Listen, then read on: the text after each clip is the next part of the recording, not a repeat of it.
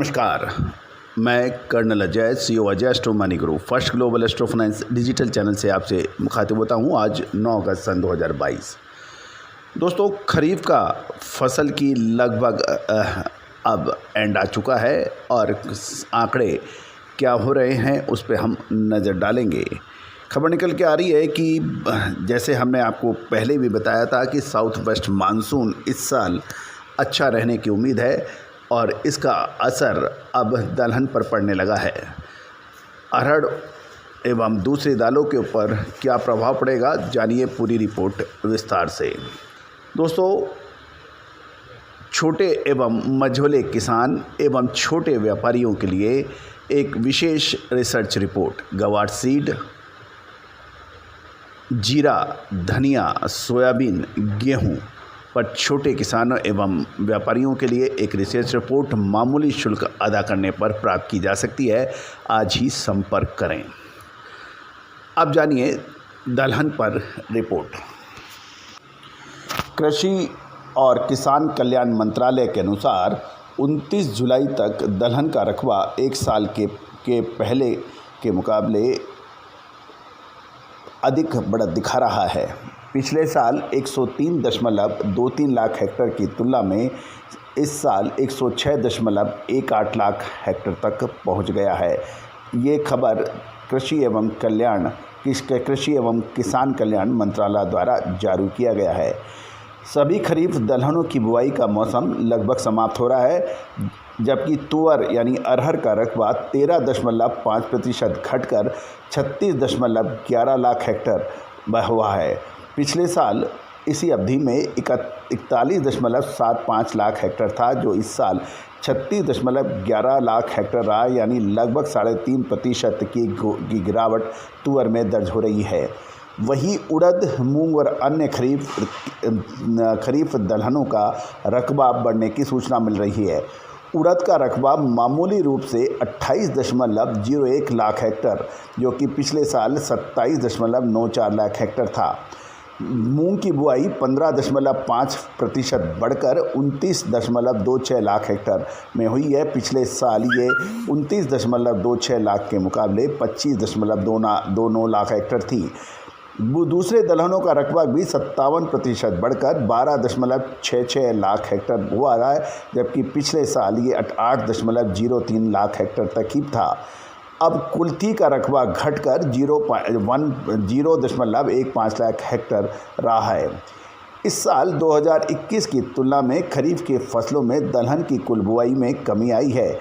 हालांकि न्यूनतम गिरावट को देखते हुए दलहन की बुआई में 3% की वृद्धि भी दर्ज हुई है। तुअर की खेती में 13% की गिरावट आई है, जो कि मुख्य खरीफ दलहनों में से एक है।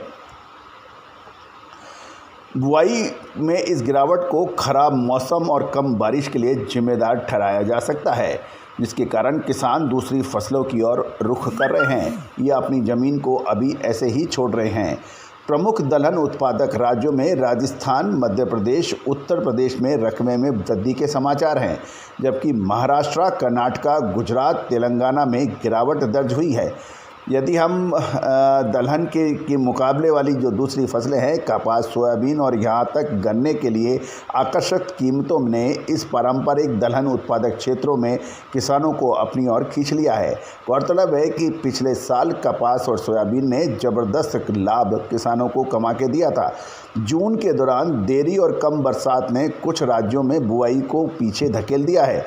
जुलाई के दौरान अधिक बरसात, जिसके परिणाम स्वरूप अन्य राज्यों में महाराष्ट्र, कर्नाटक और तेलंगाना के कुछ हिस्सों में खेतों में पानी भरने की समाचार हैं, जिससे दलहन की फसलों को भारी नुकसान हुआ है।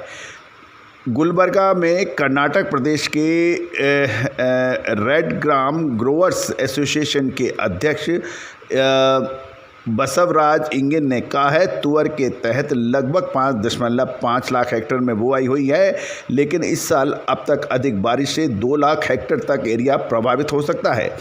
इस साल गुलबर्गा में तुअर के तहत रकबे में 2 लाख हेक्टेयर की गिरावट भी दर्ज हुई है, क्योंकि किसानों ने सोयाबीन, गन्ना और कपास की ओर रुख कर लिया है।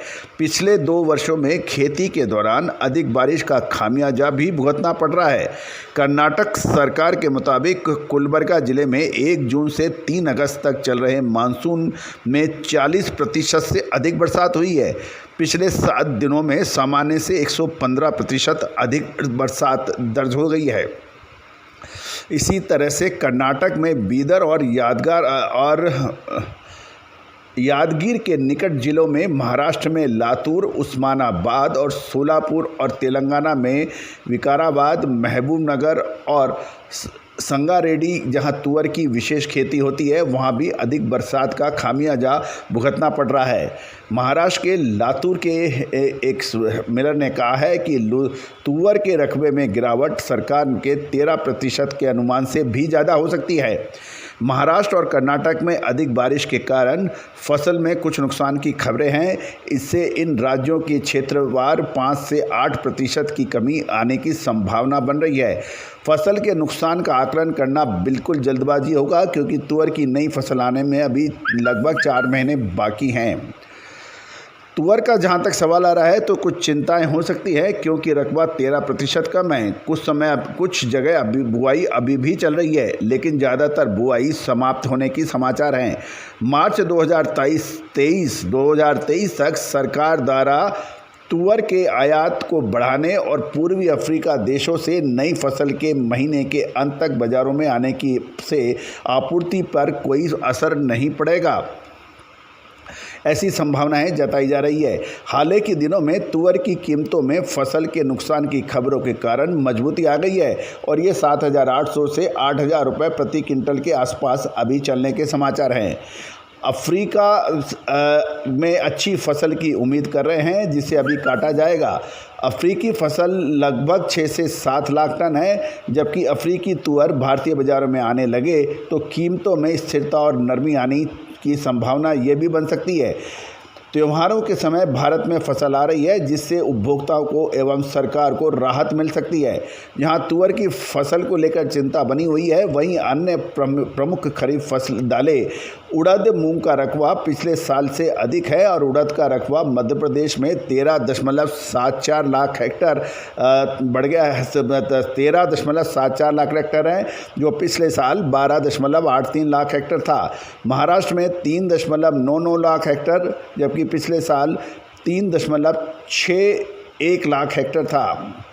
राजस्थान में 3.10 लाख हेक्टेयर था, जबकि पिछले साल ये 3.06 लाख हेक्टेयर था। उत्तर प्रदेश में 4.53 लाख हेक्टेयर, जबकि पिछले साल ये 3.46 लाख हेक्टेयर था। ये उड़द के ऊपर हम चर्चा कर रहे हैं, जबकि गुजरात में उड़द आधे से कम यानी 0.61 लाख हेक्टेयर में हुआ। ये पिछले साल ये 1.23 लाख हेक्टेयर थी। दोस्तों, आप हमारे चैनल पे नए हैं और अभी तक आपने सब्सक्राइब नहीं किया है तो उसको सब्सक्राइब करना बिल्कुल ना भूलें। साथ साथ दलहन हो, तिलहन हो, कपास हो या फिर सोना चांदी, कॉपर, एल्युमिनियम, जिंक, स्टील और लोहे के ऊपर आप हमारे विशेष रिपोर्ट के लिए आप हमसे संपर्क कर सकते हैं। कर्नाटक में 0.92 लाख हेक्टेयर थी, पिछले साल ये 1.01 लाख हेक्टेयर है। सितंबर के दौरान मानसून की वापसी के कारण बारिश उड़द के लिए चिंता का विषय है। अब ये देखना है कि जो हमने साउथ वेस्ट मानसून पर जो अग्रिम अनुमान दर्ज किया है वो कितना सही जाता है, जबकि पिछले साल हमारा अग्रिम अनुमान साउथ वेस्ट मानसून का अक्षरत सत्य साबित हुआ था। अब बात करते हैं मूंग की बुआई की बात करें तो राजस्थान में 19.41 लाख हेक्टेयर में मूंग की बुआई हुई है, जो कि पिछले साल ये 14 लाख हेक्टेयर में थी, जो कि 38% की वृद्धि देखी गई है। जबकि मध्य प्रदेश में भी 1.39 लाख हेक्टेयर में मूंग की बुआई है, जबकि पिछले साल ये 1.38 लाख हेक्टेयर में थी। कर्नाटक में मूंग की बुआई 3.89 लाख हेक्टेयर है, जबकि पिछले साल ये 3.93 लाख हेक्टेयर है। तो इसमें थोड़ी सी मामूली सी गिरावट मूंग की बुआई में कर्नाटक में देखी जा रही है। अब महाराष्ट्र में मूंग में 2.65 लाख हेक्टेयर में हुई है, जबकि पिछले साल 3.46 लाख हेक्टेयर में थी। यानी इस बार महाराष्ट्र में मूंग की बुआई में गिरावट है। पूर्वी राजस्थान और पूर्वी मध्य प्रदेश में जहां मूंग की बुआई अच्छी रही है, वहीं कर्नाटक और राजस्थान में अधिक बारिश से मूंग की फसल को नुकसान पहुंचने के भी समाचार हैं। मूंग के नुकसान का आकलन करना अभी मुश्किल है, क्योंकि राजस्थान के लगभग 7 से 8 जिलों में अधिक बारिश हुई है और अगस्त के अंत तक हम ज़मीनी रियलिटी जानने के बाद एक स्पष्ट तस्वीर भी मिल पाएगी। तीसरे अग्रिम अनुमान के अनुसार 2021-22 में कुल खरीफ दलहन यानी पिछले साल 2021-22 में कुल खरीफ दलहन उत्पादन 82.5 लाख टन था, जो इसमें 43.5 लाख टन तुअर, 18 लाख टन उड़द और 14.8 लाख टन मूंग शामिल है। अन्य दलहन का उत्पादन 6.2 लाख टन रहा था। खरीफ 2022 के लिए सरकार ने 105.5 लाख टन दलहन के उत्पादन का लक्ष्य निर्धारित किया है। इसमें 45.5 लाख टन तुअर, 27 लाख टन उड़द और 35 लाख टन मूंग है और 8 लाख टन अन्य दलहन बताया जा रहा है। तो दोस्तों, ये था दलहन पर पूरी रिपोर्ट। आगे आपको लगातार बने रहना है हमारे चैनल पर, ताकि आपको हर पल पल की खबर आप तक पहुंचाई जा सके। All the very best, good luck, happy trading.